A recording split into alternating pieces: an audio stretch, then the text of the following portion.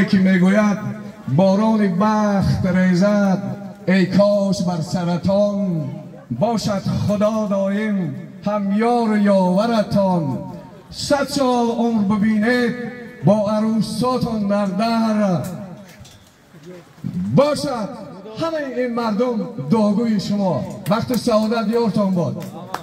این دو شاهبچه گفتم که از نام ما برای حاجی برادر خیرالدین با صدای خوب و خصوص که این جشن این توی و سور به حد شکوه و شهامت به اندازه بخشیدن باور کنید صداشان به افلاک تنین انداز بود. بهترین سروده ها بود. ما همزمان از نام همه شما طوری که گفتن همچین کنین از تمام سواران از نام تمام جوانان به حاجی با اهل دسته هنری اظهار منتداری دعاگوی شما هستیم. من همین 55 یا 60 سال پیش من حاجی خیرالدین را میشناختم. همین صدای خوب و خوششان بود. هنوز مکتب خوان بودم. هنوز هم همون 30 سال در باقی مانده است.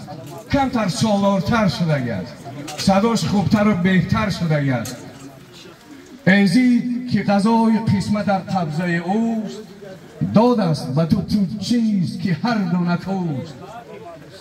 هم سیرت آن که دوست داری کس را هم صدای خوب که کس تو را دارد دوست. آفریدگار بزرگ همیشه در پهلوی شریفتان باشد. مبارک باشد شما را خیلی خوش آمدید. سلامت باشید. برای بزرگم تقاجان ما یک قرصک نارکی یک سخن پدر شاهبچه را میکنیم که یک تبریک ده خوش آمدید. دوستای محترم مهمانان عزیز آوازخوانای بین‌الملل گرامی قدر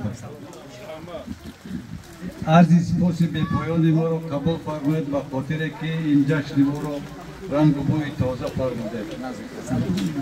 براتون موفقیت‌های بلند ایجادی خواهانم. قدم‌های نیکبار به خاندان ما مبارک باشد. خیلی خوش آمدید. رحمت کنید. شما دارید بایوزی سرخیر خدماتون مورد در توج باشتن توی کسر من شدم دید شما دارید توی کسر شما دید های در واقعی الهی آمین. خدا هر دو شبچه را خوشکر کنه. همه خانه توی خانه شوه. گذشتگاه ما و شما را خدا رحمت کنه. توی بالای توی شوه.